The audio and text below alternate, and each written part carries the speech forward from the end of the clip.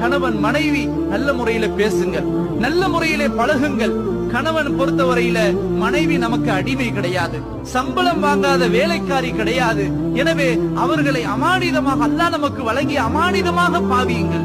நாளைக்கு அல்லாஹ்விடத்தில் அதை பற்றி உள்ள விசாரணை இருக்கிறது என்ற அந்த நிலையிலே நம்முடைய மனைவியோடு பழக வேண்டும்.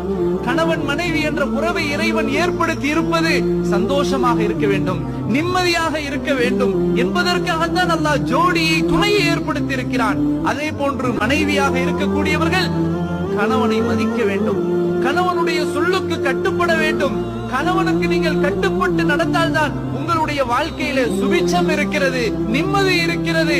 கணவனுக்கு கட்டுப்பட மறுத்தால் அங்கு உங்களுக்கு தண்டனை இருக்கிறது என்று நம்முடைய மார்க்கம் சொல்லுகிறது. அப்போ பெண்ணை பொறுத்தவரையில் கணவனுக்கு கட்டுப்படல் இருக்க வேண்டும், சபுரை மேற்கொள்ள